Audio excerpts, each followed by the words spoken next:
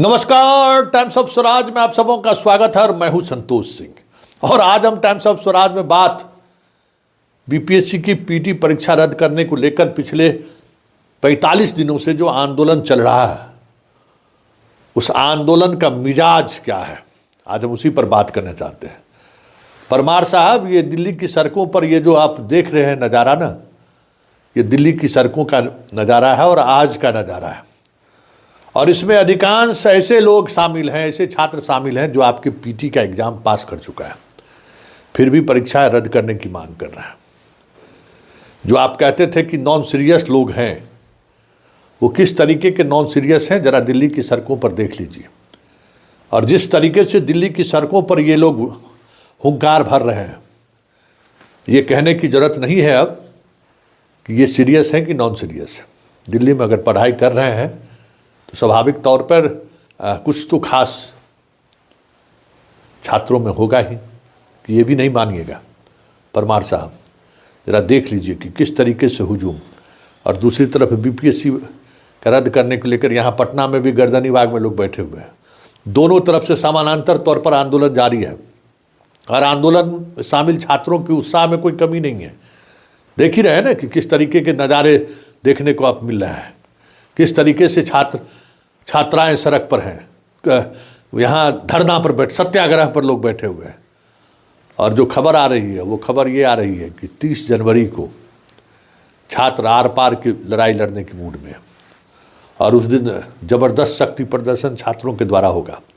क्योंकि सत्याग्रह पर जिस तरीके से सरकार को रिस्पॉन्ड करना चाहिए था, सरकार को लगता है कि छात्र अब हो गया, रिजल्ट निकाल ही दिए, सब लोग अपने अपने जगह पर चली गए हैं, मेंस का परीक्षा की तैयारी शुरू कर दिए और कोर्ट का भी जो रवैया है अभी खिंचाइए जाएगा, तब तक मेंस रिजल्ट जारी कर देंगे, चलते चलिए। लेकिन हमें लगता है कि इस बार का आंदोलन सरकार को भारी पड़ेगा, महंगा पड़ेगा भाई नीतीश बाबू। और सम्राट चौधरी जी, दिलीप जायसवाल जी, सब ये नज़ारा देख लीजिए। दिल्ली का जो नज़ारा आप देख रहे हैं ना, ऐसे समझ जाइए कि ये लोग ये सिर्फ वोटर नहीं है, ये वोटर और वोट के प्रभावित करने वाले भी ये लोग हैं।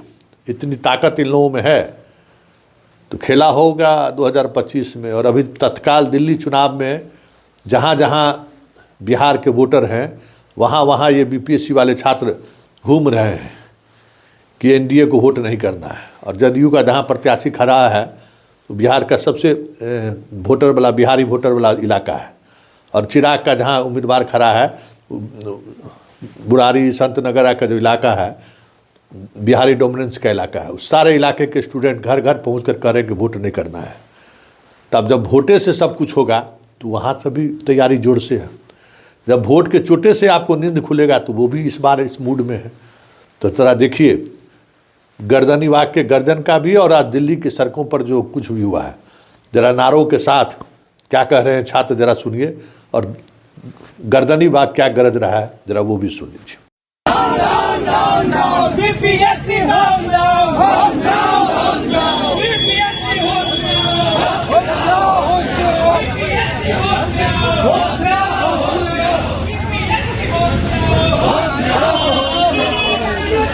आपको मैं रात को कंफर्म करती हूँ।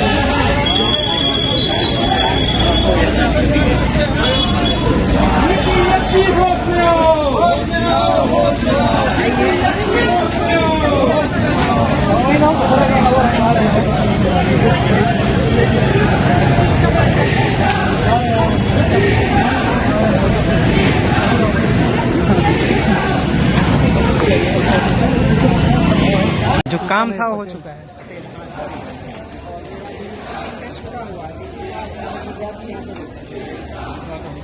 बढ़िया, आ जाओ आगे चलो।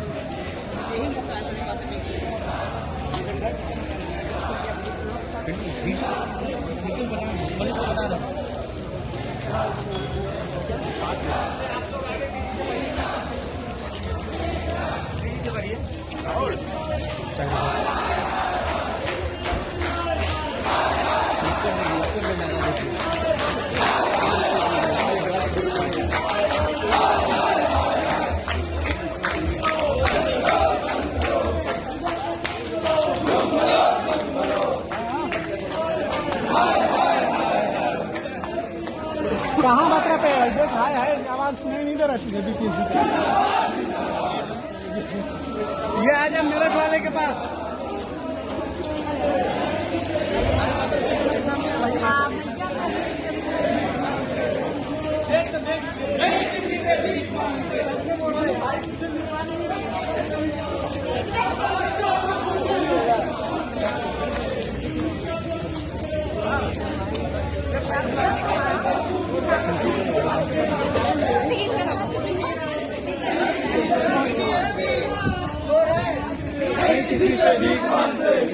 रे मनुआ तू चोर है रे।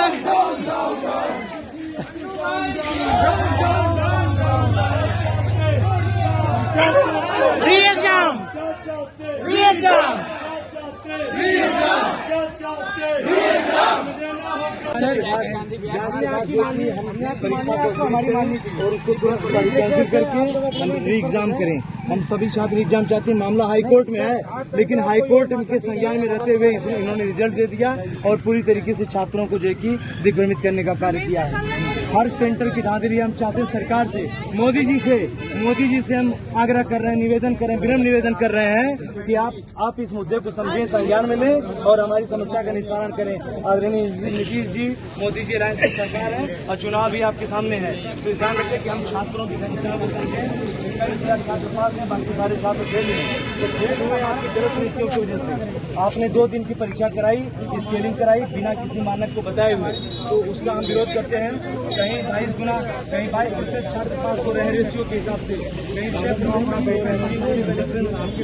आज कोर्ट में नैनी त्यागिया के कोर्ट में ही हम लोग का माननीय जो है उच्च न्यायालय के जो न्यायाधीश हैं उन्हीं के में केस था और उन्होंने सारी चीज़ों को सुनने के बाद चूँकि उनको इस बात की जानकारी थी कि ऑलरेडी इससे संबंधित एक और केस है जो Pappu Kumar and others versus state of Bihar and others है, तो उन्होंने इस केस को उसके साथ जो है क्लब कर दिया ताकि दोनों की बेहतर ढंग से सुनवाई हो सके।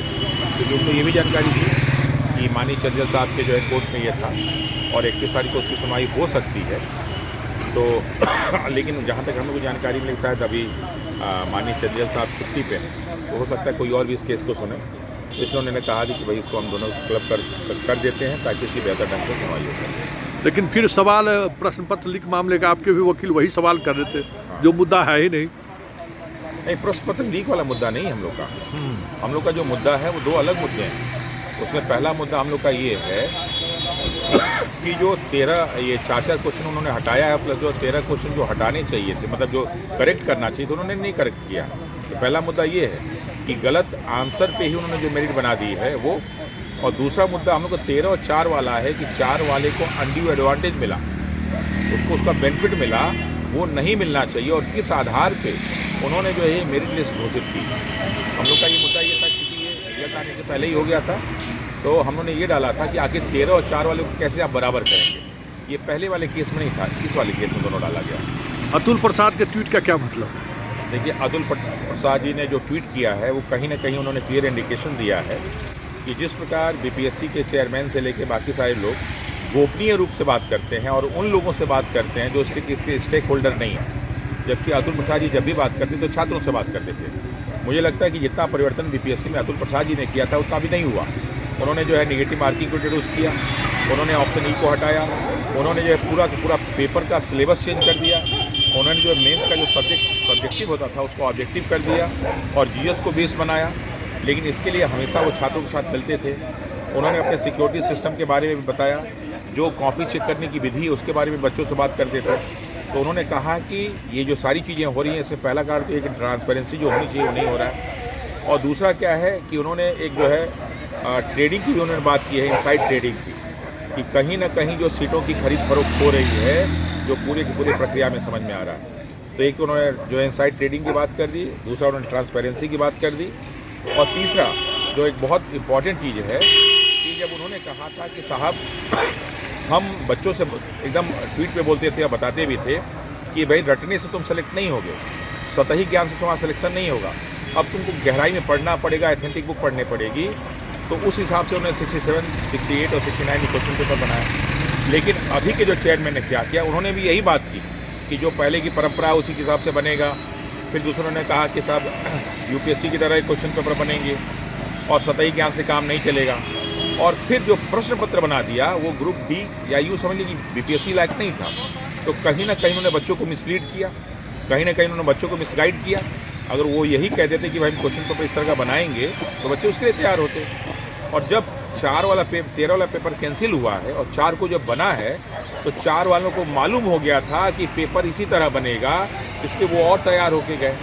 तो अभी जो 3 दिन पहले जो है प्रेस कॉन्फ्रेंस हुआ था, उस प्रेस कॉन्फ्रेंस में चेयरमैन साहब तो नहीं उपलब्ध थे। अब पता नहीं क्यों नहीं आजकल आ रहे हैं, कोई विशेष बात तो नहीं हो गई। बाकी जो 4 महानुभाव थे जिन्होंने बहुत सारा डाटा लेके आए थे, उनसे जब 2-4 प्रश्न पूछे गए कि साहब ये बताइए कि 13 वाले कितने % सिलेक्ट हैं और 4 वाले तो बता नहीं पाए। कहे साहब ये डाटा तो नहीं है, लेकिन उनके पास ये डाटा जरूर था कि पटना साहिब का आंसर कितने लोग गलत दिए। उनके पास ये डाटा जरूर था कि कितने लोग माइनस मार्किंग में आए। उनके पास ये डाटा जरूर था कि 120 नंबर कौन पाया। लेकिन अगला प्रश्न हम भी डाल देते कि 120 वाला 4 वाला है कि 13 वाला, 100 से ऊपर नंबर पाने वाले 4 वाले हैं कि 13 वाले। और जब उनको ये जानकारी है कि पटना साहिब कितना गलत दिए हैं तो उनको ये भी जानकारी देना चाहिए कि जो 150 प्रश्न ये हैं और 150 प्रश्न में कितने लोगों ने कितना क्वेश्चन सही और कितना गलत दिया है। इसके साथ साथ एक ब्लंडर और हुआ था कि उन्होंने जानबूझ के 3 बच्चों का नाम जो हाई कोर्ट में था उनका नाम उन्होंने बताया। ये नाम जो है अनुच्छेद 21 जो राइट टू प्राइवेसी उसका उल्लंघन है। अगर आप 3 का नाम बता रहे हैं तो बाकी 21,000 का भी नाम बताइए, ताकि हम खोज सकें कि कौन जो है एक बड़े पार्टी के राष्ट्रीय अध्यक्ष की जो है बेटी तो नहीं है, बेटा तो नहीं है किसी नेता मंत्री का, हम लोग खोज सकें। तो आप कहीं ना कहीं अनुच्छेद 21 का व्यक्ति के जो है व्यक्तिगत जो है नाम लेकर उसके बारे में आप कुछ और करना चाहते हैं, डराना चाहते हैं। और एक मुद्दा और उठ गया था संतोष जी कि जो 11 बच्चों को जो डिबार करने की बात कही गई। आप डिबार करने वाले कौन होते हैं भाई, कैसे डिबार करेंगे? आपके सामने जो है चेयरमैन साहब कहते हैं कि फट नहीं सकता और फट गया। जो है वहीं पे जो टीवी पत्रकार लोगों ने फाड़ के दिखा दिया।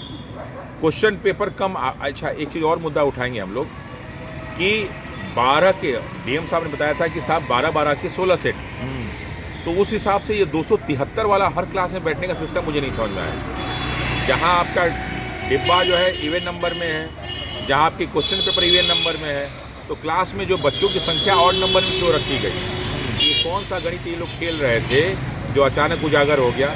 और कहीं पेपर जो है देर करवा के, क्योंकि बहुत सारे बच्चों की वीडियोज़ आए कि सब 2:30 बजे तक हम लोग बैठे रहे, क्वेश्चन पेपर रखा रहे लेकिन नहीं दिया गया। वहाँ बच्चों का असंतोष किसी बात को लेकर नहीं था, बच्चों का असंतोष सिर्फ इसलिए था कि आधे घंटे बैठा के उनको पेपर नहीं दिया गया ताकि वो असंतोष फैल जाए। लेकिन उन्होंने ये नहीं सोचा था कि ये पेपर लड़का लेके बाहर भागा जाएगा और यही इनके लिए समस्या बन गया। तो मुझे लगता है कि ये भी चेक इन करने का विषय है कि क्या इन लोग जानबूझ के तो बाबू परीक्षा परिसर में घटना नहीं कराई ताकि बाद में इस 22 सेंटर को अलग अलग बांट दिया जाए और फिर जो है चोरी कराया जाए, नकल कराया जाए।